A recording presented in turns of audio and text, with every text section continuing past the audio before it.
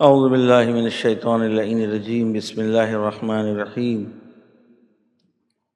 الحمد للہ رب العالمین الصلاة والسلام علی اشرف الانبیاء والمرسلین سیدنا و نبینا و مولانا ابی القاسم محمد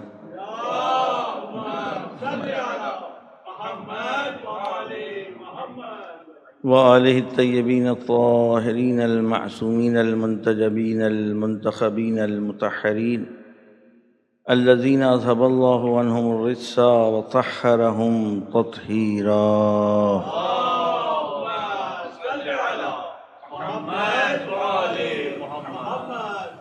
لا سیما بقیت اللہ فی الارضین واللان علی اعدائہم اجمعین من یومنا ھذا الی قیام یوم الدین اما بعد فقد قال اللہ سبحانہ تبارک و تعالی فی محکم کتابہ وقولہ الحق بسم اللہ الرحمن الرحیم ان علینا للہدی وان لنا للآخرۃ والأولی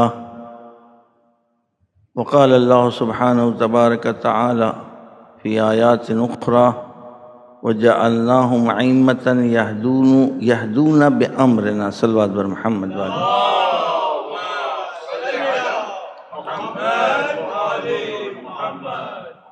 قبل اس کے کہ ہم معروضات شروع کریں ایک سورہ فاتحہ کی درخواست کی گئی ہے سلطانہ بنت ولی بھائی سلیمان ان کی سورہ فاتحہ اور کل اعلیٰ نیت کے ذریعے سے ان کو ایصال پہنچ گیا کل اس لیے سورہ فاتحہ ہمارے اس بھائی نے پڑھوائی کہ کل شہادت کی شب ہے امام صادق علیہ السلام کی اور یہ بارگاہ بڑی کریم ہے بس یہ نیت کی تو سمجھ لیے وہ ایصال ہو گیا بہرحال آج حق ہے کہ آپ ان کے لیے ایک مرتبہ سورہ حمد و 3 مرتبہ سورہ توحید کی تلاوت فرما کا ہدیہ فرمائیں بسم اللہ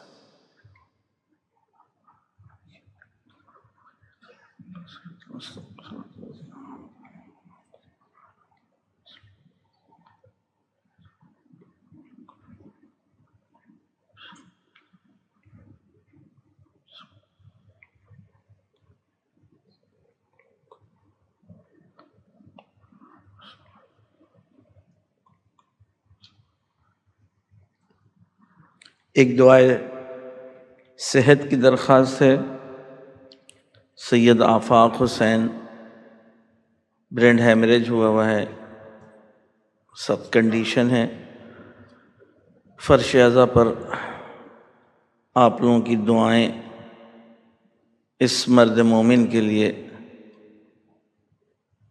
شفا یابی کا سبب بن سکتی ہیں لہذا امل یجیب کی تلاوت کر لیں 3-5 مرتبہ اور اس کے بعد ان کے لیے دعا اللہم صلی علی محمد وآل محمد امن یجیب المضطر اذا دعاہ ویکشف السوء امن یجیب المضطر اذا دعاہ ویکشف السوء امن یجیب المضطر اذا دعاہ ویکشف السوء امن یجیب المضطر اذا دعاہ ویکشف السوء امن یجیب المضطر اذا دعاہ ویکشف السوء اللہم صلی علی محمد وآل محمد بحق محمد وآل محمد شفاء عاجل تمام مومنین مومنات جو مریض ہیں خاص طور سے مریض منظور کو پروردگار بحق محمد وآل محمد شفاء عاجل و کامل عنایت فرمائے صلوات بھیجیے محمد وآل محمد برائے خوشبودی محمد و آل محمد بلند صلوات صلی علی محمد و آل محمد۔ بڑی کریم بارگاہ ہے یہ کہ جس سے ہم اور آپ وابستہ ہیں ابتدائے مجلسی میں خالی یہ نیت کہ آج شہادت ہے لذا آج ہم اپنے مرحوم کے لیے ایصال ثواب نہیں کروائیں گے واہ اب ایسے شخص کو امام کیسے بھول سکتے ہیں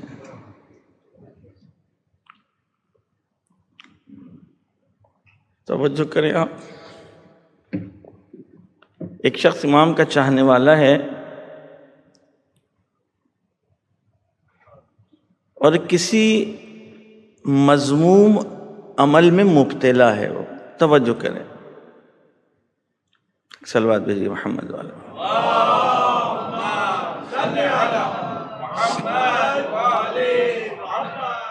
امام کا ایک چاہنے والا ہے جو غیر شرعی میں عمل میں کسی مبتلا ہے. امام کو اس نے آتے دیکھا، وہ مڑ گیا، اس نے پشت کر لی، پیٹ کر لی امام کی طرف سے. امام قریب پہنچے، اس سے کہتے ہیں کہ کسی بھی حال میں ہم اہل بیت سے پشت نہ کرنا.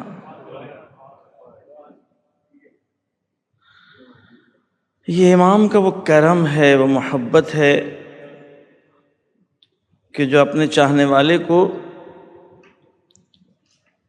کسی بھی مشکل میں دیکھنا نہیں چاہتے، چاہے وہ دنیاوی مشکل ہو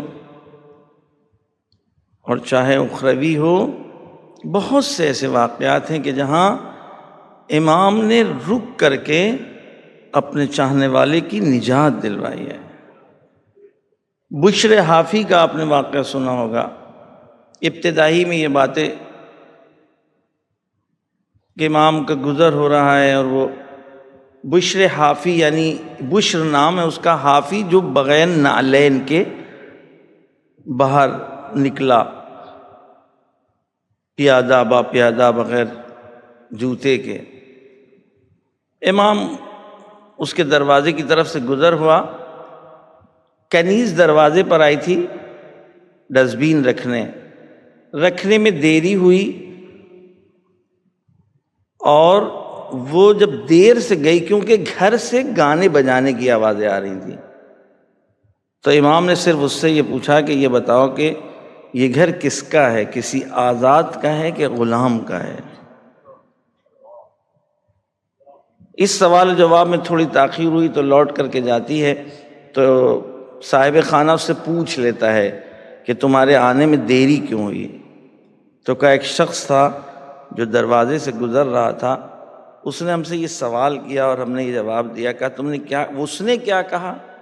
کہا ہاں کسی آزاد ہی کا لگتا ہے، اگر کسی بندے کا ہوتا. اب یہ چاہنے والے میں امام اور ماموم کا جو رابطہ ہوتا ہے وہ اپنے آپ کو روک نہیں سکا، اور ایک مرتبہ بس اسی طرح گھر سے باہر نکلا اور دوڑا اور امام سے معافی تلافی، اور آنے کے بعد بہرحال اس کی زندگی میں ایک تبدیلیاں. امام اپنے چاہنے والوں کے سلسلے میں کتنے حساس ہیں. ملاقات کرنے کے لیے علی بن یقطین کے پاس ایک شخص جاتا ہے ملاقات کرنے اپنی کچھ مشکلات لے کر کے، جس کے نتیجے میں وہ بہرحال مشغول تھے، ٹائم نہیں دیا، وہ واپس آ گیا. اب خود علی بن یقطین ملاقات کے لیے امام کے پاس آتے ہیں تو امام اس کو وقت نہیں دیتے ہیں. رونا، گڑ گڑانا، تڑپنا، کیا وجہ، کیا غلطی ہوئی؟ کہا جاؤ پہلے ہمارے اس چاہنے والے کو راضی کر کے آؤ.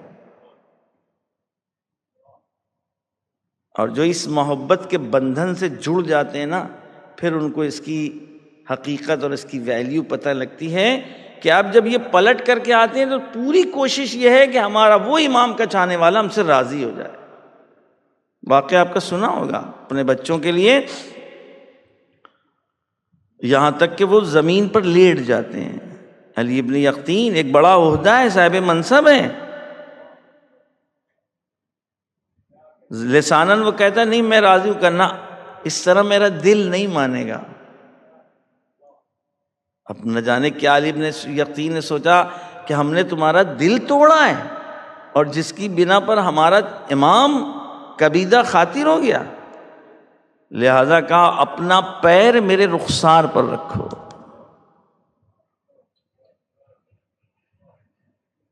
اور اس کے بعد اپنے مال کا بٹوارا کرتا ہے، اور اس کے بعد پوچھتا یہ بتاؤ اب تم مجھ سے راضی ہو؟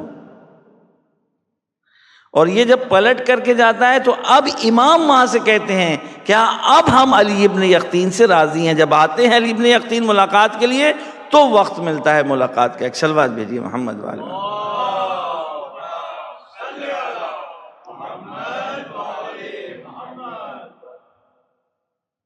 کوئی واعظ ہے، کوئی واعظ اور نصیحت نہیں میرے عزیز دوستوں، ہم سب اس میں گرفتار ہیں، ہم سب اسی وادی میں ہیں۔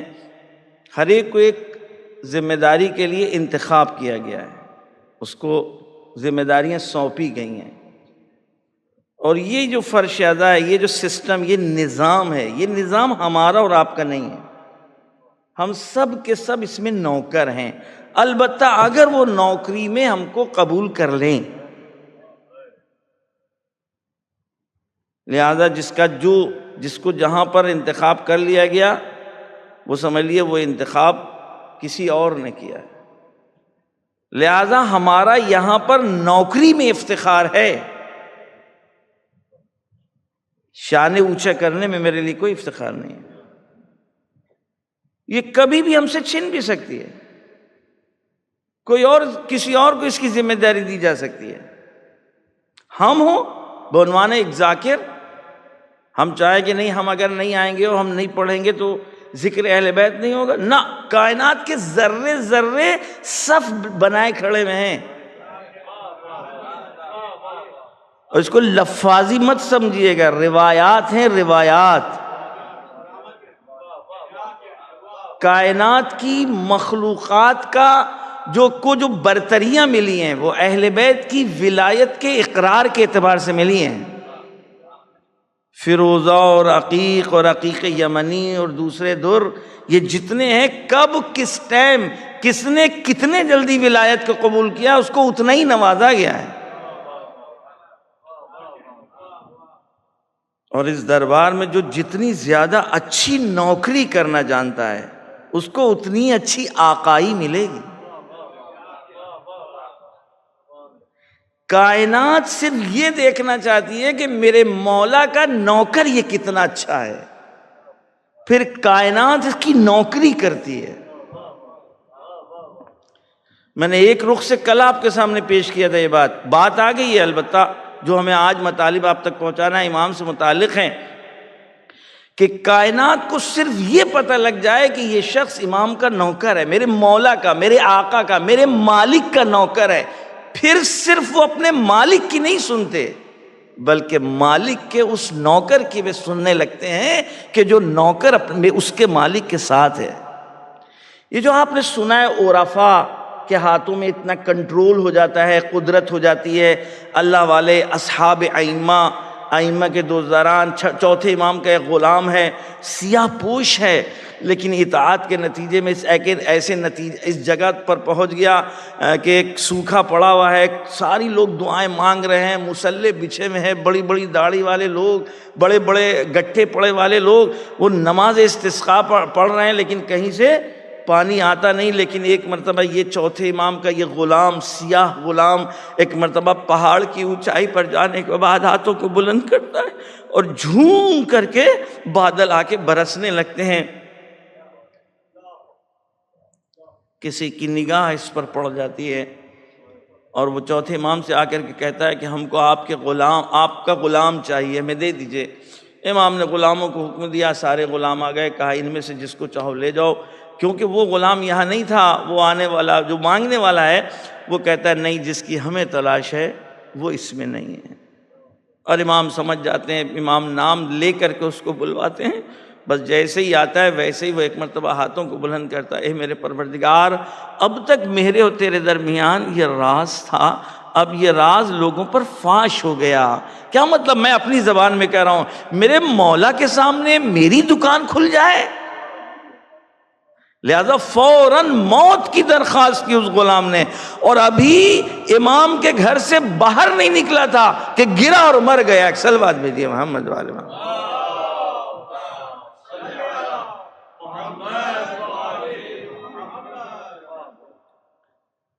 رات کے سناٹوں میں کائنات کو پتہ لگ جائے کون امیر المومنین کا چاہنے والا ان کی اطاعت میں زندگی گزار رہا ہے، پھر جب یہ ہاتھوں کو بلند کرے گا تو آسمان بھلا اس ہاتھوں کو رد کر سکتا؟ جب یہ زمین سے کچھ کہہ دے، خدا کی قسم مرحوم آیت اللہ دستغیب نے کہا ہے کہ صرف علی بن ابی طالب علیہ السلام کے لیے سورج نہیں پلٹا، بلکہ امام کے ذاکرین کے لیے سورج پلٹا ہے۔ فلسفہ کیا ہے؟ راز کیا ہے؟ فارمولہ کیا ہے؟ فارمولہ اطاعت کا فارمولہ ہے۔ سورج نے اگر امام کی سنی تو اس لیے سنی کہ یہ بہت نزدیک ہے اس سے، یہ بہت نزدیک ہے۔ یہی وجہ ہے کہ بہت ایسے مواقع آئے کہ جہاں حکم کی ضرورت نہیں پڑی ہے، امر کی ضرورت نہیں پڑی۔ میں نے کل ایک واقعہ بیان کیا تھا کہ حتیٰ امام کو روکنا پڑا کہ میرا ارادہ تم نہیں تھے، لیکن پہاڑ نے یہ سوچا کہ اگر میں ارادہ ہوا تو کہیں میں عاصی نہ بن جاؤں، لہذا اس میں حرکت پیدا ہو گئی۔ تو کائنات ان کی اطاعت اس لیے کرتی ہے کہ ادھر ولو منشا ظاہر نہ ہو، ولو ارادہ بے نام ظاہر نہ ہو، کہیں ہم مراد نہ ہو۔ ایک صلوات بھیجیے محمد والے۔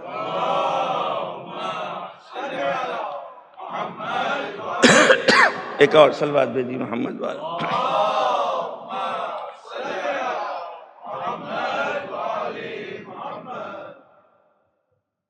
امام ہے کون؟ پورا سلسلہ امامت۔ دین کس کو کہتے ہیں؟ مذہب کس کو کہتے ہیں؟ مذہب کہتے ہیں وہ طور و طریقہ کہ جس کے اپنانے سے بندہ اپنے معبود سے مل جائے۔ آسان ترین زبان، وہ راہ و روش، وہ راستے، وہ طور و طریقے کہ جس کو فالو کرنے سے بندہ اپنے رب سے مل جائے۔ اپنے رب کی مرضی کے مطابق جب زندگی گزارے گا تو وہ کمال تک پہنچے گا۔ اور اس کام کو پہنچانے اور بتانے کے لیے یہ پورا سلسلہ ہدایت آیا، جس کو ہم نے آپ کے سامنے پیش کیا کہ نبوت کے زمانے میں نبی، رسالت کے زمانے میں رسول، اور جب رسول جا رہے تھے تو وہ سلسلہ امامت۔ دو منبع ہدایت تھے، ایک اللہ کی کتاب یعنی وحی کہ جس کی ضرورت ہے انسان کو اپنے کمال تک پہنچنے کے لیے۔ پورا سلسلہ میں نے کل بتا دیا ہے، اب دوبارہ دہرائیں گے نہیں کہ کیوں وحی کی ہمیں ضرورت ہے، کیونکہ ہمارے کمال تک پہنچنے میں ہم کو جو اللہ نے دی ہوئی طاقتیں وہ میرے لیے کافی نہیں ہے، ضروری ہیں۔ یہ سب سیڑھیاں تو ہیں، اسٹیپ تو ہیں کہ ہم ان کے اوپر چل کر کے آگے بڑھیں، اور پھر ہمیں احتیاج کا اندازہ ہو کہ ہاں عقل ہوتے ہوئے بھی ہمیں کسی اور ہدایت کی ضرورت ہے، اور وہ ضرورت وحی ہے۔ لہذا اب وحی آ چکی، لیکن وحی ایک اختتامی منزل تک پہنچی۔ اب وحی کے بیان کا مسئلہ رہ گیا ہے کہ وحی کا بیان ہر زمانے کے تقاضوں کے اعتبار سے جو اللہ کی طرف سے مبین وحی ہے، مفسر وحی ہے، وہ بیان کرے۔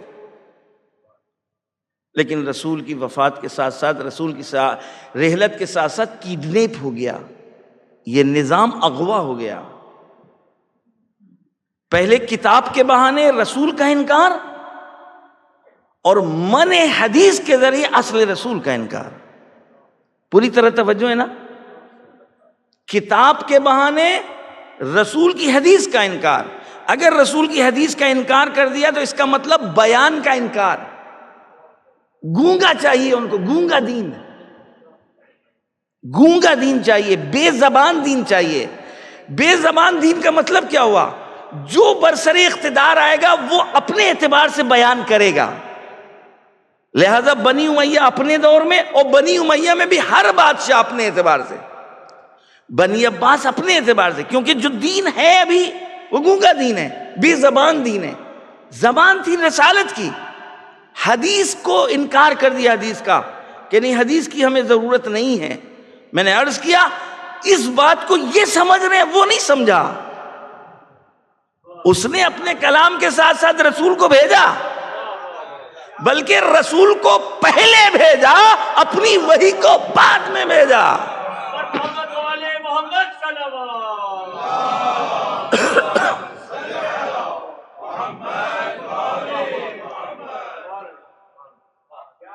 اب کتاب کے بہانے نہیں، کتاب کافی ہے، حدیث کا انکار۔ اس کا مطلب پلان یہ ہے کہ کتاب کی اپنے اعتبار سے تفسیر ہوگی، جو کل میں نے اشارتاً بیان کیا۔ یہاں سے پتہ لگتا ہے کہ اب جو مبین قرآن اور وحی ہیں، جن کی ہدایت کی ذمہ داری ہے، اب یہ ایک ہی وقت میں دونوں کام انجام دیں گے۔ پوری طرح توجہ کریں، اب یہ خود ہی وحی بھی ہیں، خود ہی مبین بھی ہیں، کیونکہ قرآن تو گونگا ہے، لہذا قرآن کو یہ خود بتائیں گے کہ قرآن کیا کہہ رہا ہے۔ لہذا علی بن ابی طالب علیہ السلام نے اپنے کو بعد میں پہچنوایا، قرآن کو پہلے پیش کیا ہے، اور قرآن کو پیش کرنے کے بعد کہا اب بتاؤ یہ قرآن اس سے پہلے کسی نے پیش کیا ہے؟ قرآن کی جو صحیح تفسیر ہے۔ اور یہ سلسلہ جاری رہا، امام علی علیہ السلام کے بعد امام حسن، امام حسین علیہ السلام، ان سب کی جو مین ذمہ داری تھی وہ رسول کی حدیث کی حفاظت، اور جب رسول کی حدیث کی حفاظت ہوگی تو قرآن بھی بچ جائے گا، کیونکہ حدیث رسول تفسیر قرآن ہے۔ لہٰذا اب یہ چھٹے امام اور پانچویں امام کا جب دور آیا، یہ دور سنہرا دور تھا۔ اس سے پہلے جو دور تھے اس میں اتنا موقع نہیں ملا۔ علی بن ابی طالب علیہ السلام نے 25 سال تک شاگردوں کی جو پرورش کی تھی اس طرح نہیں کہ باقاعدہ کلاس لگاؤ، درس لگاؤ، بس جو امام سے ملتے رہے، جب کبھی موقع ملا اور دربار خاموش اور کوئی جواب نہ دے سکا تو کہیں سلمان بولے اور کہیں بوزر بولے کہ اگر آپ کو اس کا جواب چاہیے تو چلیے ہم لے چلے، یعنی اس طریقے سے بتاتے رہے ایک ہے دروازہ کہ جس پر تم نے تالے لگائے ہیں لیکن زبان قرآن وہی ہے۔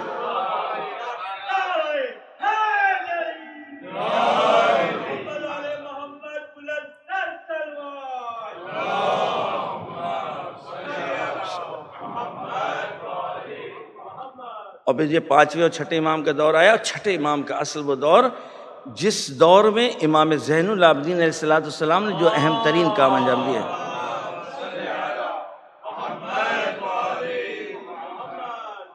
البتہ اس کو انشاءاللہ ہمارے بعد کے جو ہم تو ایک معمولی سے طالب علم ہیں، جو علماء و خطیب وغیرہ آئیں تو آپ ان کو امام جعفر صادق علیہ السلام کے سلسلے میں کوئی بھی اشرا ہو، یہ 2-3 دن میں چھٹے امام کے بارے میں گفتگو ہو نہیں سکتی ہے۔ کل میں نے صرف محمد ابن مسلم ثقفی کے سلسلے میں بہت معمولی سے آپ کو اشارے کیے تھے۔ امام نے ایک ہی وقت میں، یعنی اپنی اس زندگی میں جو آپ نے 34 سالہ آپ کو امامت کا دور ملا ہے، اس 34 سالہ عرصے میں آپ نے قرآن کی حفاظت کی ہے صحیح تفسیر کر کے۔ اب قرآن کی کہاں تفسیر کی اور کیسے آپ نے اپنے شاگردوں کی پرورش کی ہے کہ جو اپنے اپنے میدانوں میں اولا امام جعفر صادق علیہ السلام کا جو ہدف تھا وہ پورے دین کی حفاظت، کیونکہ سارا ہی دین بدلا ہوا تھا۔ قرآن کی بھی حفاظت کرنا ہے قرآن کی تفسیر کے ذریعے سے، حدیث رسول کی حفاظت کرنا ہے میں شخصیت رسول کے، یعنی حدیث کی بھی حفاظت کرنا ہے، خود رسول کی شخصیت کی بھی حفاظت کرنا ہے۔ اب دیکھیے یہ وہ موقع ہے کہ جہاں ہم آپ کے سامنے 2 نمونے پیش کریں تب مسئلہ حل ہوگا۔ یعنی اگر رسول اکرم کی شخصیت اور حیثیت کو نہ پہچانوایا جائے تو نئے ادیان کا دخل ہو رہا ہے، مدینے میں مختلف ادیان کے لوگ آ رہے ہیں، لذا ان کے سامنے رسول کی جو حیثیت اور شخصیت ہے وہ تو ماشاءاللہ مسلمانوں کی زبانی ہے نا۔ مسلمانوں نے جو پیش کیا ہے رسول اکرم کو، اذان کیسے تشریح ہوئی، اذان کیسے شروعات ہوئی، کیسے واجب قرار دی گئی، اس کو کون بتائے گا؟ اگر چھٹے امام خاموش رہیں تو پھر وہ جو بھوپو کے ذریعے سے اذان کی تشریح بیان کی گئی ہے اور طبل کے ذریعے سے بیان کی گئی ہے اور وہ جو چرچوں میں باقاعدہ باجے بجائے جاتے ہیں جس کے ذریعے سے، تو آپ اٹھا کر کے روایت دیکھ لیں کہ اذان کی تشریح کیسے ہوئی۔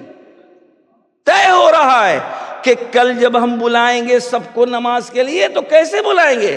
رسول اکرم کو مشورہ دیا جا رہا ہے کہ آپ یہ کر لیں، آپ یہ کر لیں اور آپ وہ کر لیں، ان تمام مشوروں میں مشورے وہی ہیں. مثلا جس طریقے سے چرچ میں بلایا جاتا ہے، جس طرح یہودی بلاتے ہیں، یا بلکہ خود اس وقت جزیرۃ العرب میں جب لوگوں کو بلایا جاتا ہے تو کس آوازوں کے ذریعے سے بلایا جاتا ہے. اب اگر چھٹے امام اذان کی تشریح کو نہ پیش کریں تو یہ بتائیے کہ جو اس پار لوگ آ رہے ہیں اسلام میں، ان کے نزدیک اس اذان کی ویلیو اور حقیقت کیا رہ جائے گی؟ لہذا چھٹے امام نے ارشاد فرمایا، جو لوگ اذان کی تشریح اور اذان کی شروعات یہ کہتے ہیں وہ جھوٹے ہیں. بلکہ اذان شب معراج، علی ابن رسول اکرم کو جبریل نے آ کر کے میں تمام کلمات سنائے اور بتائے ہیں. ایک سلوات بھیجیے محمد والے.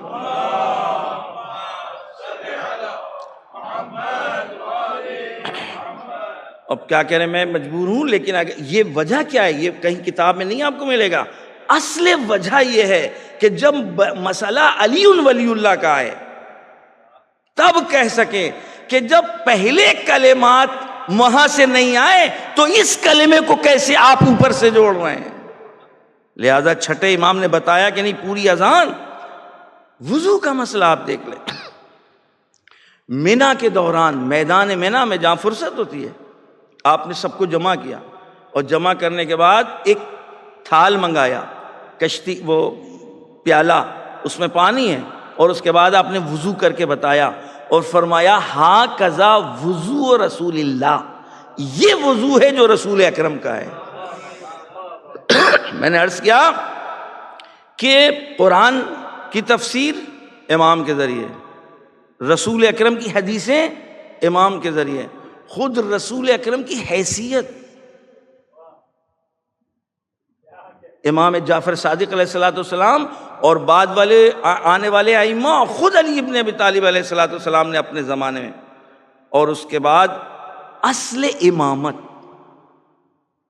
موضوع امامت، اس بنی امیہ کے 100 سالہ دور میں علی ابن ابی طالب علیہ الصلوۃ والسلام کو اتنا مجہول بنانے کی کوشش کی گئی، اتنا انون بنانے کی کوشش کی گئی ہے کہ آپ کتابیں اٹھا کر کے دیکھیں کہ جب آپ کے سر پر ضربت لگی ہے تو تاریخ میں یہ واقعہ ثبت ہے کہ لوگ انکار کر رہے تھے یہ خبر جھوٹی ہے.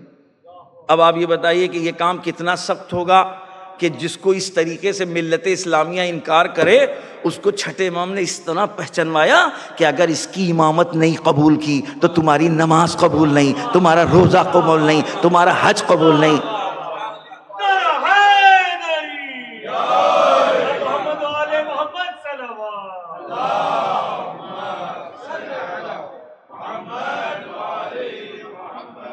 بنی الاسلام علی خمسہ، 5 چیزوں پر بنیاد ہے پورے دین اسلام کی. اور اس کے بعد 5ویں فرماتے ہیں ولایت علی ابن ابی طالب، ولایت. اور اس کے بعد کہ سائل نے پوچھا ایو افضلھا، ان میں سے سب سے افضل کیا ہے؟ آپ نے فرمایا ولایت. لولا الحج لساقط الارض. کون فرما رہا ہے؟ چھٹے امام ارشاد فرما رہے ہیں یعنی 100 سال تک بنی ہوئی بنی امیہ کی عمارتوں کو چھٹے امام نے بنحو احسن ڈھا دیا. کسی میں دم نہیں تھا کہ چھٹے امام کے سامنے آ کر کے کہے کہ ہم یہ نہیں مانیں گے.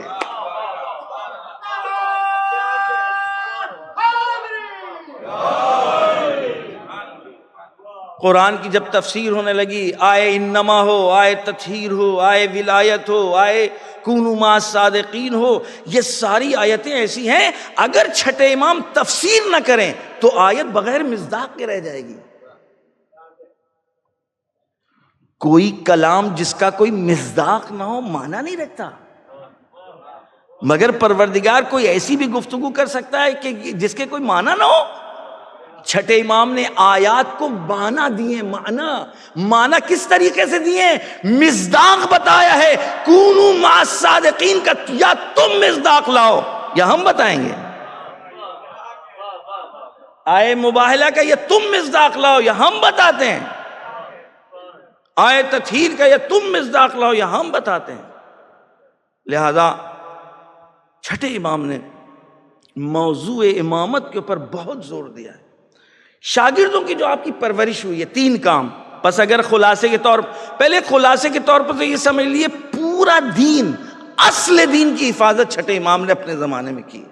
البتہ بنیادیں، جو ابتدائی بنیادیں ہیں وہ آپ کے اجداد نے قائم کی ہوئی تھی، لیکن آپ کو جس اعتبار سے وقت ملا ہے، لیکن اگر اس کو ایکسپلین کریں، اس کی تقسیم بندی کریں، تو میں نے آپ سامنے عرض کیا کہ قرآن کی تفسیر، احادیث رسول کی حفاظت، اور خود شخصیت رسول، اور پھر اصل امامت کو کس طریقے سے امام صادق علیہ الصلوۃ والسلام نے پیش کیا ہے۔ بات یہیں تک نہیں رہ جاتی ہے، اس کے بعد آپ نے کیا کیا ہے؟ آپ نے حلال و حرام کو پیش کیا ہے، حلال و حرام کو پیش کیا ہے، اور حلال و حرام کو پیش کرنے کے لیے آپ نے میتھڈ بیان کیے ہیں، رٹایا نہیں ہے۔ شاگردوں کی آپ نے اس طریقے سے پرورش کی تھی۔ میں بھی آپ کے سامنے 1-2 نمونے پیش کروں گا کہ آپ کے شاگردوں کے گروہ بٹے ہوئے تھے۔ کون سا گروہ فقہ میں ہے، کون سا گروہ عقائد میں ہے، کون سا گروہ کلام میں ہے، کون سا گروہ امامت پر ہے۔ خود امامت بحث عقائد میں بھی آئے گی، خود امامت بحث کلام میں بھی آئے گی، لیکن الگ سے امامت کے لیے کسی شخص کا یا کسی گروہ کا انتخاب کرنا معنی رکھتا ہے۔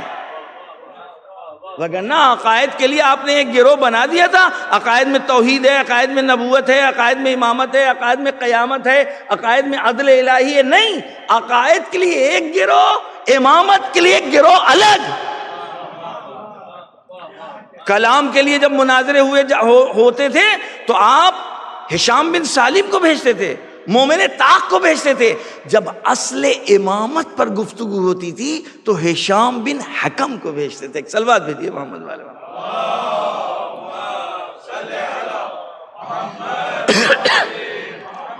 خوب، ہمیں مفضل پر تھوڑی سی گفتگو کرنا ہے، لہذا اس موضوع کو جلدی میدان منا ہے۔ بہت سارے مناظرے آپ کے منا میں، بہت سارے مسائل آپ نے حج کے دوران انجام دیے۔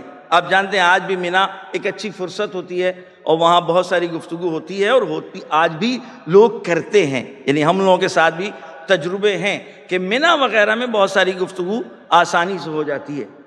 منا کا میدان ہے، آپ نے خیمہ لگایا اور اس میں لوگوں کو جمع کیا، خیمے سے باہر نکلے، 4 سمت آپ نے رخ کیا، داہنی طرف، بائیں طرف، سامنے اور پیچھے، اور آواز دی، ایھا الناس ایھا الناس ایھا الناس، الامام بعد رسول اللہ علی بن ابی طالب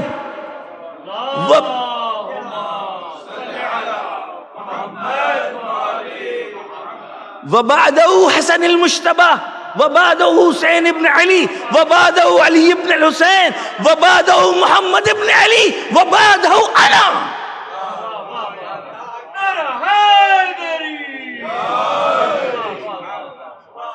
هل من احد فیکم، هل من احد فیکم، هل من مبارز، ہے تم میں کوئی آئے کہ جو ہمارے اس مسئلے پر ہم سے بحث کرے؟ اگر آئے گا تو ہم نہیں کریں گے، میرا شاگرد 18 سالہ وہ بحث کرے گا۔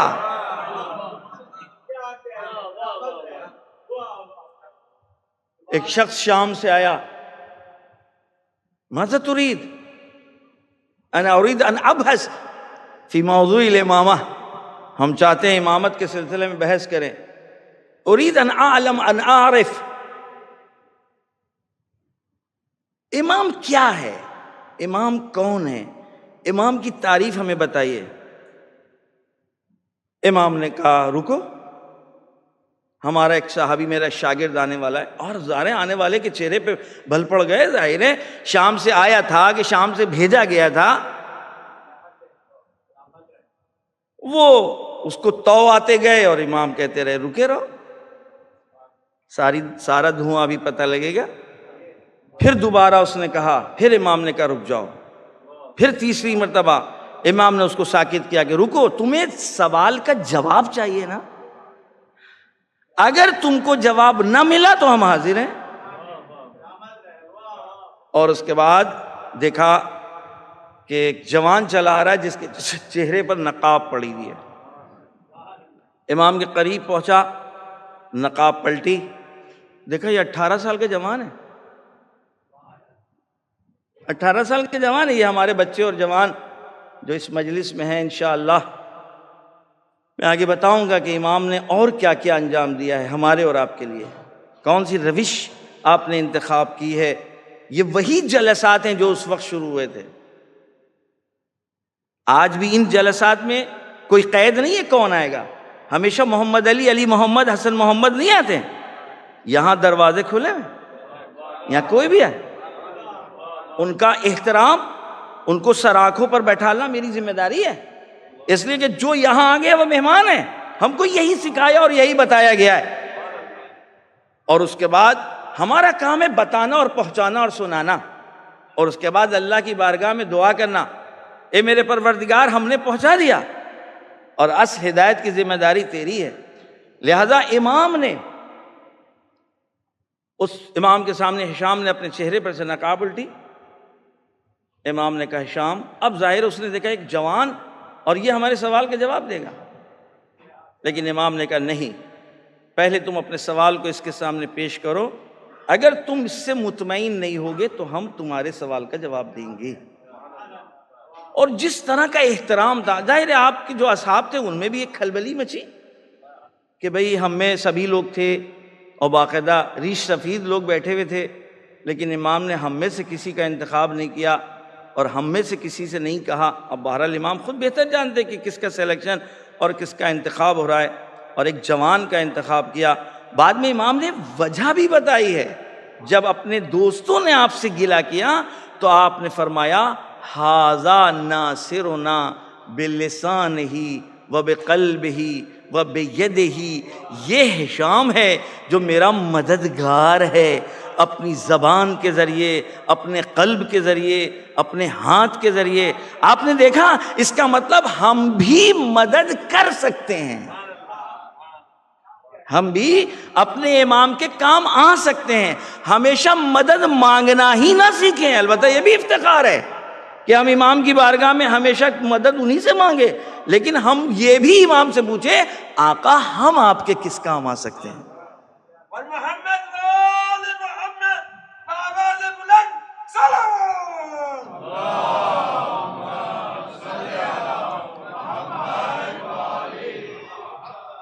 آپ نہیں تو آپ کے چاہنے والوں کے تو کام آ سکتے ہیں. امام نے تو فرمایا نا، کسی نے ہم غیبت میں ہمارے ایتام محمد کے ساتھ اگر کوئی احسان کیا تو وہ احسان میرے ساتھ ہے.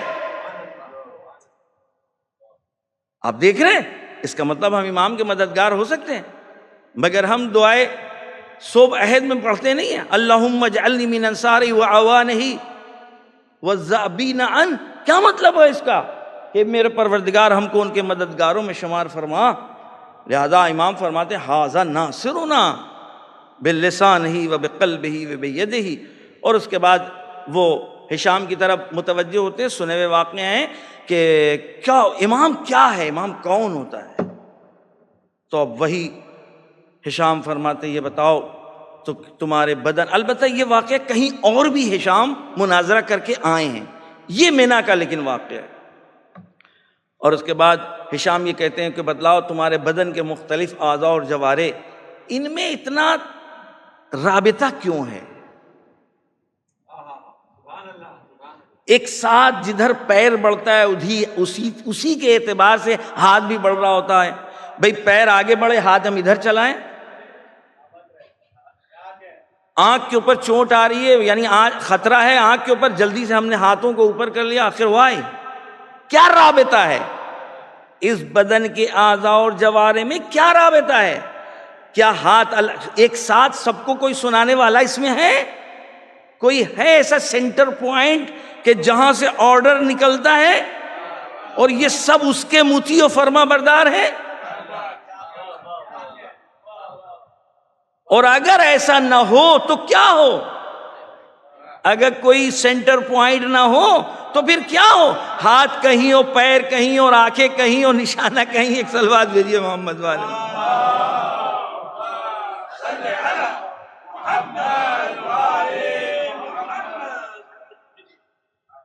ہشام سن کتنا ہے؟ 18 سال۔ لہذا امام نے اپنے شاگردوں کی جو تربیت کی ہے بہت ہی سسٹم سے تربیت کی ہے۔ یعنی اگر آپ کے سسٹم کے اوپر نگاہ ڈالیں، ابھی ہماری ایک مومن سے گفتگو ہو رہی تھی اور وہ آج کے نئے سسٹم کے اعتبار سے اشارہ فرما رہے تھے، آپ امام صادق علیہ السلام کی زندگی کو اٹھا کر کے دیکھیں، انہوں نے اس وقت کے اعتبار سے جو سسٹم فالو کروایا تھا اپنے شاگردوں کے درمیان، آج بھی ہمارے حوزے اتنی بیداری کے باوجود بھی اس حد تک نہیں فعال اور ایکٹیو ہیں۔ ایک صلوات بھیجیے محمد والے۔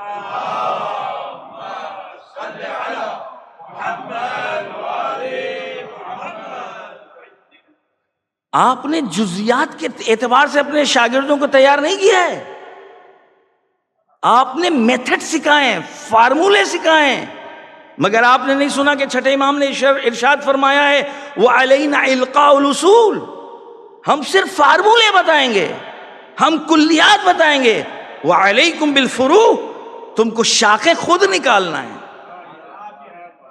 تم کو تطبیق خود کرنا ہوگا، یعنی تم کو مصداق خود تلاش کرنا ہوں گے، ہم تمہارے سامنے صرف اصول بتانے کے لیے ہیں۔ آپ نے اپنے شاگردوں کی اس طریقے سے تربیت کی تھی۔ لہذا امام سے آ کر کے اگر کوئی پوچھ رہا ہے آ کر کے کہ امام آپ سے ملاقات نہیں ہو سکتی، ہمیشہ تو یہ بتائیے ہم کیا کریں، تو آپ نے ارجاع دیا ہے اپنے شاگردوں کی طرف، کہیں محمد ابن مسلم کی طرف ارجاع دیا ہے، کہیں آپ نے ابان بن تغلب کی طرف ارجاع دیا ہے، آپ نے کہا ہے جاؤ مسجد میں بیٹھو فتویٰ دو، بیان نہ کرو، فتویٰ دو۔ اس کا مطلب ہے دیکھو ابان، ہم نے تم کو فارمولے سکھا دیے، میتھڈ بتا دیا ہے، اب جزیات کا نکالنا تمہارا کام ہے۔ اکثر بات بھیجیے۔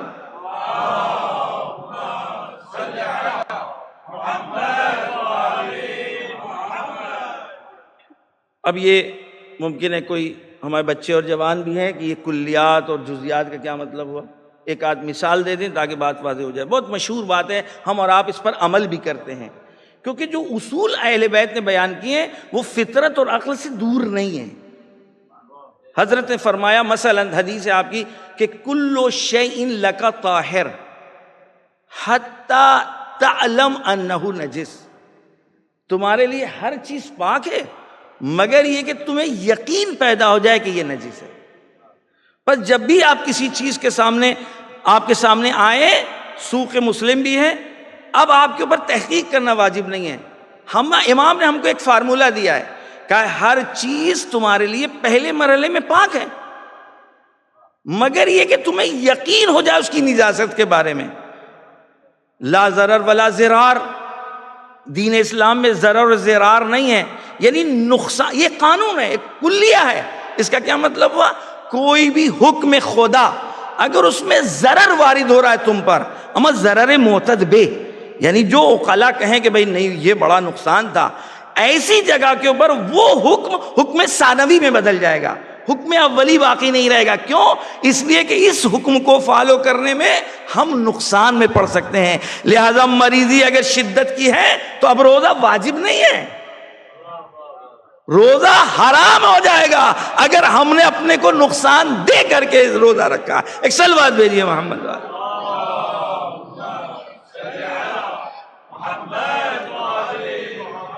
خوب، میں نے عرض کیا کہ یہ ایک دو مثالیں کہ کیا مطلب ہوا کہ ہم صرف اصول بیان کریں گے اور تمہارا کام ہے کہ تم فروع سے نکالو اور جزیات اور تطبیق تم نکالو۔ امام نے اپنے شاگردوں کی اس طریقے سے تربیت کی تھی۔ آپ کے شاگرد تھے کہ جن کا جو ماہر تھے، متخصص تھے صرف ادبیات عرب میں، کچھ تھے کہ جنہوں نے فقہ کے اوپر ایک ید طولہ رکھتے تھے، جو کچھ کلام پر تھے، کچھ حدیث کے اوپر تھے۔ آپ نے کس طریقے سے تیار اور آمادہ کیا ہے؟ یہ آمادگی اس بات کی دلیل ہے کہ امام نے جس طریقے سے تیار کیا ہے وہ غیبت کے پورے زمانے کے لیے ایک سسٹم کو تیار کیا ہے۔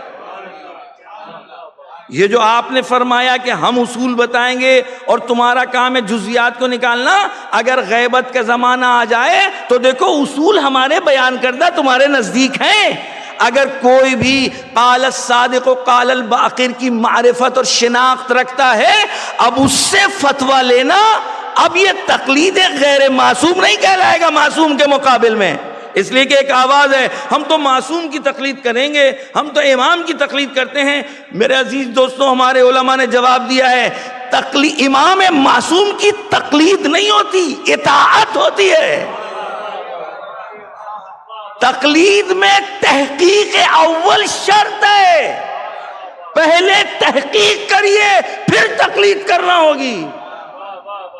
اور اگر کوئی امام معصوم ہے تو آنکھ بند کر کے اطاعت واجب ہے۔ سیب کے دو حصے، ایک حصہ حرام ایک حصہ حلال، اپنے عقل کے تالوں کے اوپر کنجی لگا دو، امام کہہ رہا ہے یہ حلال اور یہ حرام ہے۔ سلوات بھیجیے۔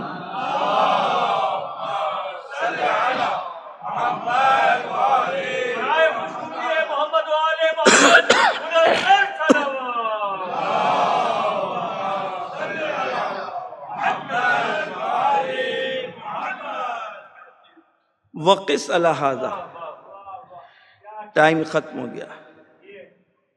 شاگردوں کی تربیت ایسی تھی کہ اگر غیر بھی آ جائے تو اس کے ساتھ تم اخلاق سے پیش آنا۔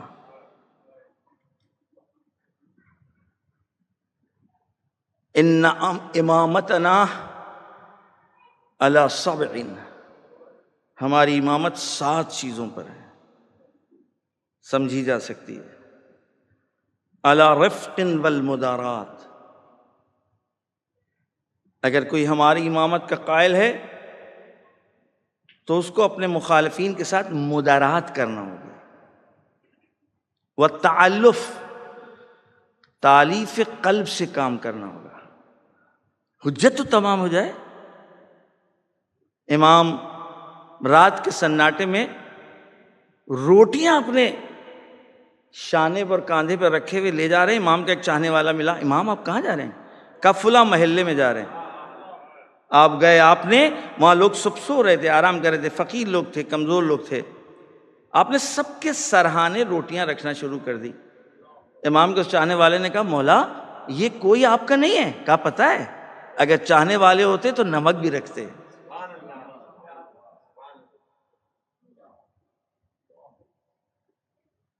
امام فرماتے ہیں واتقیہ، آپ دیکھیں کہ کہاں پر ہر بات، آپ کی ہر بات جو حق ہے، ضروری ہے کہ ہر حق بات کو ہر جگہ کہہ دیں؟ امام نے فرمایا ہے کہ ہماری امامت کے ان اسرار اور رازوں میں سے ایک تقیہ بھی ہے۔ والادب، ادب ہونا ادب اللہ، ہماری جو تربیت ہے تربیت خدائی ہے، لہذا ادب کا خیال رکھنا ہوگا۔ وحسن الخلق، خلق، بہترین اخلاق کا مظاہرہ کرنا ہوگا۔ اور اس کے بعد چھٹے امام اپنے جد علی ابن ابی طالب علیہ السلام سے ہدایت ارشاد فرماتے ہیں،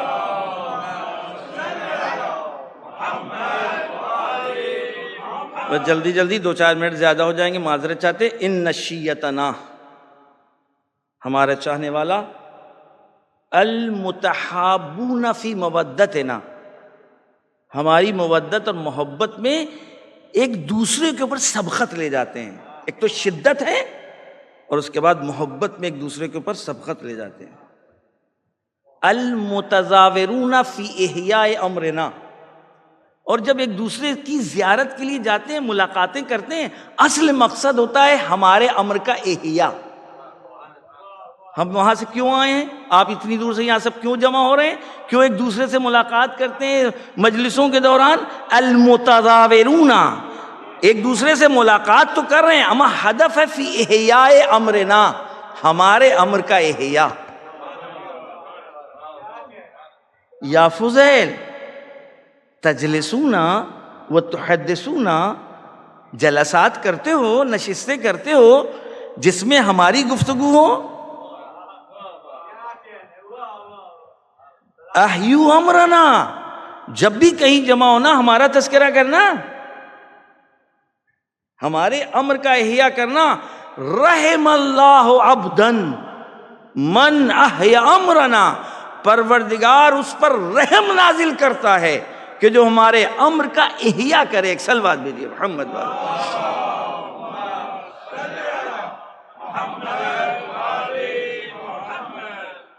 المتحابون فی موادتنا، المتزاورون فی احیاء امرنا،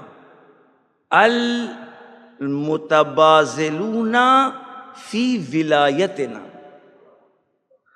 ہماری ولایت میں خرچ کرتے ہیں. جس کے پاس جو ہے، پیسہ ہے پیسہ، مال ہے مال، وقت ہے وقت، آبرو اور عزت ہے وہ.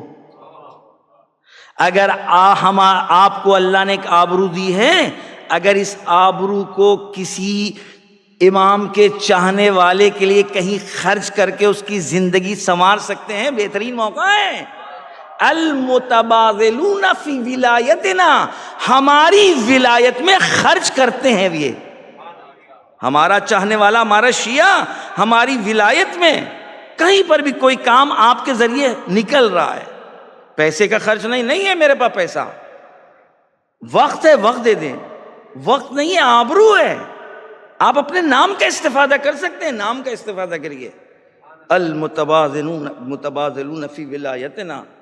اور اس کے بعد حضرت ارشاد فرماتے ہم، یہ ہیں کیسے لوگ؟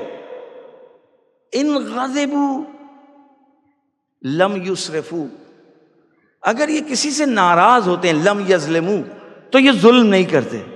غصہ آ گیا، ظلم نہیں کرتے. ایک جگہ اور چھٹے امام ارشاد فرماتے ہیں کہ اگر کسی کو پہچاننا ہے تو ذرا اس کو غصہ دلا کے دیکھو،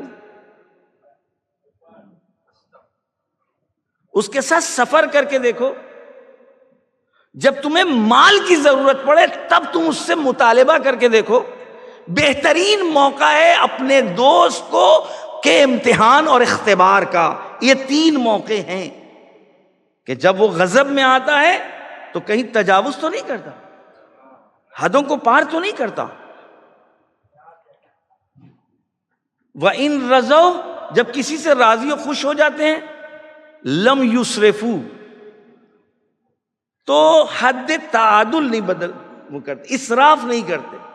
خوش ہیں تو بس اب شریعت کا کوئی پاس نہیں رکھا جا رہا، نہ، خوشی کا بھی ہمارا معیار ہے. برکت لمن جاورو، یہ وہ ساری چیزیں جو ہمیں مستقل ہم اور ہمارے بچوں کو یاد رہنا چاہیے. امام فرماتے ہیں ہمارا چاہنے والا خود برکت ہے، مصدر استعمال ہو رہا ہے. برکتن، میرا چاہنے والا، ان شیعتنا برکتن، ہمارا شیعہ برکت ہے. لمن جاورو، جو بھی اس کا پڑوسی ہو، اپنے پڑوسیوں کے لیے میرا چاہنے والا برکت ہے.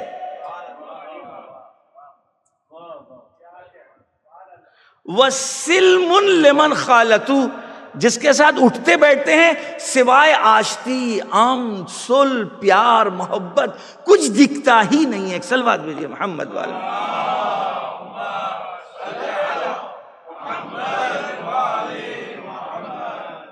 معذرت کے ساتھ 2-4 منٹ ہم نے آپ سے لیے ہیں، اجازت ہے یا میں ختم کروں؟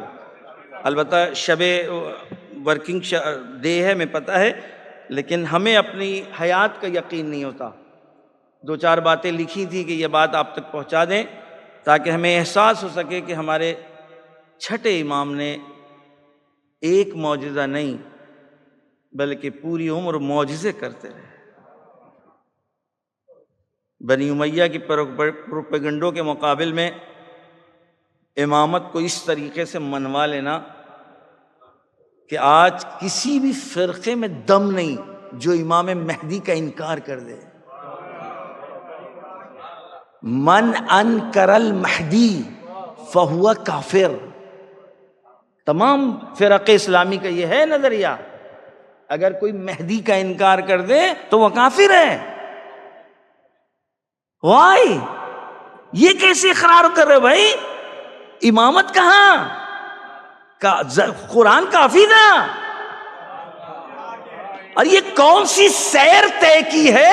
صادق و باقر و کاظم و علی و تقی و نقی و حسن عسکری علیہ السلام نے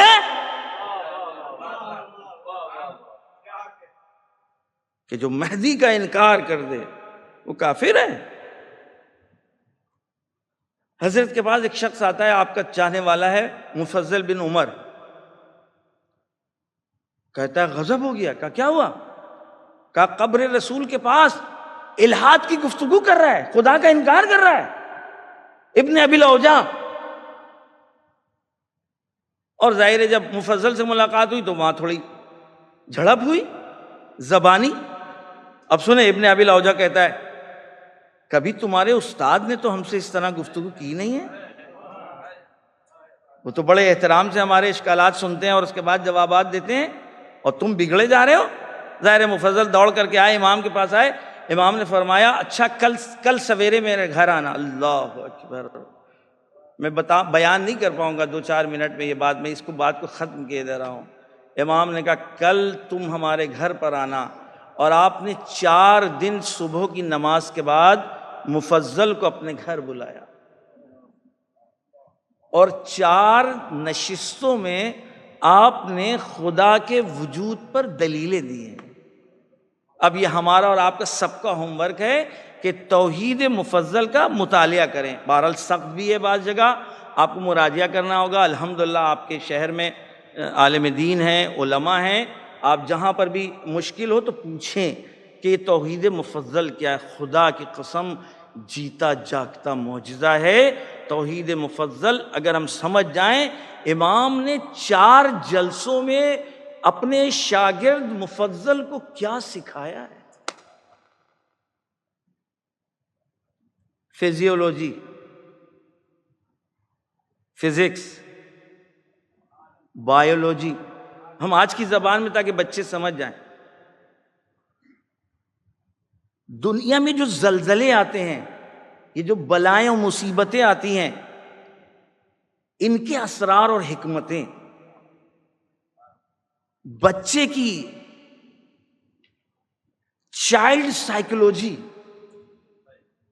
تخلیق انسان پر جب آپ نے گفتگو کی ہے، انسان کی تخلیق کے اوپر، تو بدن کے اعضاء اور جوارح کی تشریح کی ہے۔ پوسٹ مارٹم کرنے والا صرف چیرتا اور پھاڑتا ہے تاکہ سیکھے۔ اب سے 1500 سال پہلے، 1400 سال پہلے ہمارا چھٹا امام بدن کے اندرونی حصے کے اعضاء و جوارح کی تشریح، حکمت، کام، فلسفہ، راز بتلا رہے ہیں۔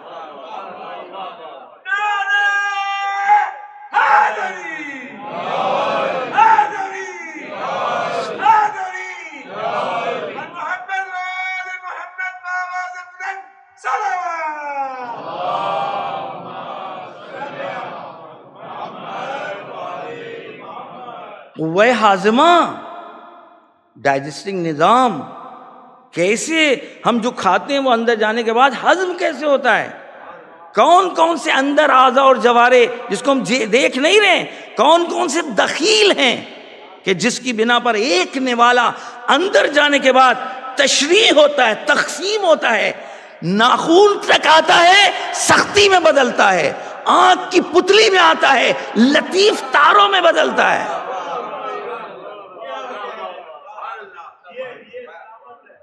پھر امام فرماتے ہیں پھر بھی کسی تدبیر کے قائل نہیں ہوگے، پھر بھی مدبر کو نہیں مانو گے، یہ سب ایکسیڈنٹلی ہو گیا، یہ سب تصادفاً ہو گیا ہے، اس کے پیچھے کوئی ہے نہیں جو نظم کو، اس سارے سسٹم کو چلا رہا ہو، جس نے تدبیر کیا ہو۔ بچہ جب روتا ہے بچپن میں، ادھر نومولود ہے تو اتنا زیادہ کیوں روتا ہے؟ اگر یہ نہ روئے تو اس کی رطوبت یا اس کو نابینا بنا دے گی یا اس کے دماغ پر اثر ہوگا، اس کا دماغ کام نہیں کرے گا۔ لہذا بچہ نومولود جو زیادہ روتا ہے، اندر کی رطوبت آنسوؤں کی شکل میں باہر آتی ہے تاکہ بینائی اپنی پوری قوت کے ساتھ ابھرے اور بڑھے۔ 4 جلسوں میں بس میرے عزیز دوستوں، لیکن نہیں پہچانا نہ ہم نے۔ ہم یہ آغا وحید کا جملہ ہے، ہمارے اعتبار سے بڑا چھوٹے منہ بڑی بات ہو جاتی۔ آغا وحید جب چھٹے امام کی شہادت کا ایک دن پہلے وہ معمولاً گفتگو کرتے ہیں تو اس میں فرمایا انہوں نے کہ اے کاش کہ ہم آج اتنا سمجھ جائیں کہ ہم کچھ بھی نہیں سمجھے۔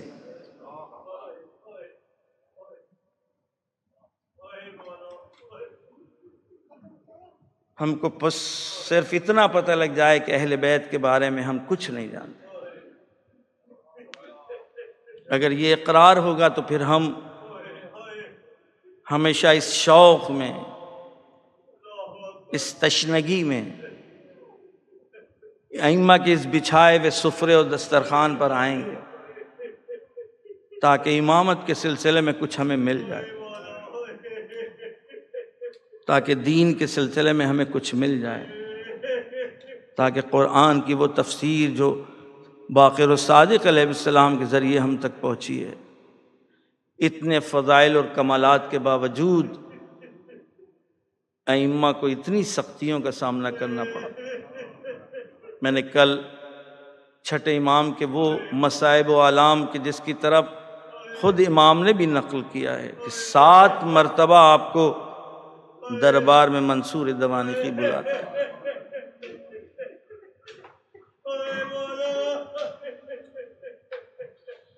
لیکن ہاں ایک آخری مرتبہ جب بلا بھیجا اس نے کہ جس کے بعد کا وہ زہر کا واقعہ ہے، اس دن وہ خود ناقل ہے۔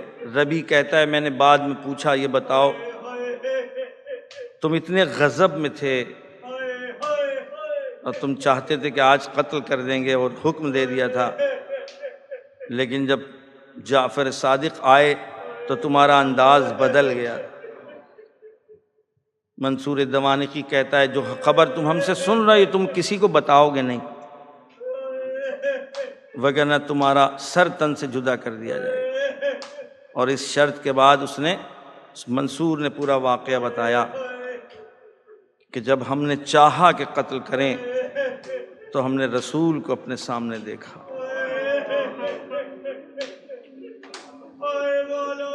میں نے سوچا کہ شاید مجھ کو خیال ایسا آ رہا ہے، پھر دوبارہ میں نے تلوار کو نکالنا چاہا، پھر رسول اکرم آگے بڑھے اور ہم سے یہی کہتے رہے کہ اگر میرے بیٹے کے ساتھ کچھ بھی ہو جائے۔ یہاں تک کہ تیسری مرتبہ ہم نے یہ دیکھا ایک اژدہا ہے کہ جس کا ایک منہ کا ایک حصہ قصر اور محل کے نیچے اور ایک حصہ اوپر، کہ نزدیک ہے کہ یہ اژدہا پورے محل کو ان کے تمام مکینوں کے ساتھ نگل لے۔ یہی وجہ تھی کہ ہم نے جعفر صادق کو چھوڑ دیا۔ دل بھر آئے ہوں گے نا۔ میں کسی ایرانی ذاکر کی بات سن رہا تھا، اس نے کہا ایک خطاب کر کے جیسے شمشیر کہیں پر کا نام آدمی سنتا ہے تو اس کو کربلا کا واقعہ یاد آ جاتا ہے۔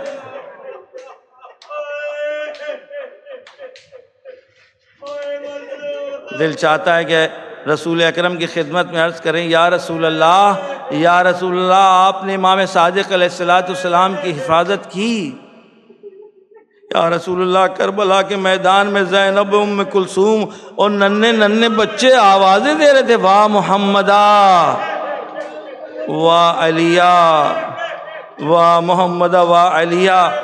یہ خاندان ایسا ہے کہ جس نے ایک کے بعد دوسرا جو آیا تو اس نے بڑھ کر کے مصائب کا سامنا کیا۔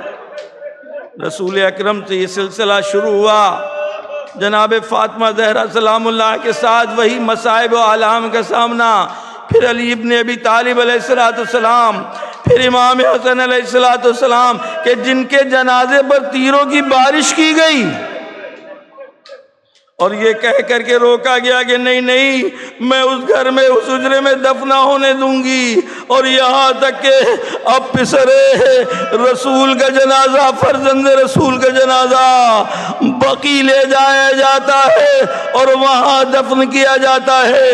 بس جس طریقے سے اس ویرانے میں جہاں امام حسن کی قبر مطہر ہے وہیں آج ہمارے چھٹے امام کی بھی قبر ہے۔ میں کہتا ہوں جو لوگ مدینے جاتے ہیں ایک مرتبہ رسول کی قبر کا رخ کرتے ہوگے۔ میں گروہ کے ساتھ تھا، ہمارے صادق ایران کے عالم دین تھے، رات کا سناٹا تھا، ہر طرف چراغ جل رہے تھے ذریعے رسول کی طرف۔ ایک مرتبہ مصائب پڑھتے پڑھتے قبر رسول کی طرف رخ کیا، فرماتے یا نبی اللہ یا رسول اللہ، ارے انصاف نظر نہیں آتا، ارے آپ کی قبر مطہر کے اوپر ارے اتنے چراغ، لیکن بقی میں آپ کے 4 اماموں کی قبر اوپر تاریکی ہے، کوئی زیارت کرنے والا آزاد نہیں ہے۔ جزاکم اللہ خیر الجزا۔ میں کہتا ہوں کربلا کے واقعے کے بعد ایسا لگتا ہے تمام ائمہ نے یہ طے کر لیا تھا میرے جد کا جنازہ اتنی بے دردی سے بے گور و کفن پڑا رہا تو جب تک ہماری قبریں بھی رہے گی۔ آپ جانتے ہیں علی ابن ابی طالب کے جنازے کا پتہ بھی 100 سال کے بعد پتہ لگتا ہے۔ ارے 100 سال کے بعد یہ زمانہ امام صادق علیہ السلام ہے۔ بس ہاں میرے عزیز دوستو، ایک کربلائی کے مصائب ایک ایسا مرحب ہے کہ جس کو بیان کرنے کے بعد تمام اماموں کی شہادتیں آسان سی ہو جاتی ہے۔ ارے کم سے کم موسی کاظم کو کوئی تسلیت تو دے رہا تھا، کوئی تعزیت تو پیش کر رہا تھا، لیکن ہائے میرا چوتھا امام ارے جو تڑپ رہا ہے، کوئی تعزیت پیش کرنے والا نہیں۔ نزدیک ہے کہ روح جسم سے نکل جائے۔ زینب نے اس بے کسی کو دیکھا، اپنے آپ کو گرا دیا، اے میرے لال کیا تم بھی ہمارا ساتھ چھوڑ دو گے؟ اے پھوپھی اماں آپ ہی بتائیے۔ ارے ظالموں نے اپنے نجس کشتوں کو دفن کر دیا، لیکن میرے بابا کا لاشا، میرے چچا کا لاشا، میرے بھائیوں کا لاشا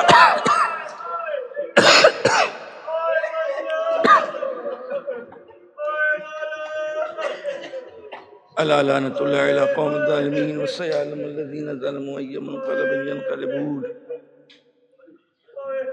بہرحال اس مختصر سی عبادت کو قبول فرما۔ پروردگار تجھ کو واسطہ محمد اور آل محمد کا، جہاں جہاں بھی ظلم ہو رہا ہے ظالم کو نیست و نابود فرما، مظلوموں کی حفاظت فرما، اہل بیت کے چاہنے والے جہاں جہاں بھی ان کی جان و مال و عزت و آبرو کی حفاظت فرما۔ اے میرے پروردگار جہاں بھی مریض ہیں، مریضائے اہل بیت سب کو شفاء عاجل عنایت فرما۔ مخصوصاً سید آفاق حسین کے لیے درخواست صحت کی گئی ہے، آنکھوں میں آنسو ہیں، ذکر حسین کے بعد بہترین موقع ہے آپ کی دعاؤں کے قبول ہونے کا۔ اپنے لیے، تمام دوستداران اہل بیت کے لیے، محبان اہل بیت کے لیے، مخصوصاً اس مریض منظور کی صحت کے لیے آپ دعا فرمائیں۔ ایک مرتبہ سورہ حمد کی پھر درخواست ہے، سلطانہ بنت ولی بھائی کی، سلیمان کی روح کو آپ اصال فرما دیں۔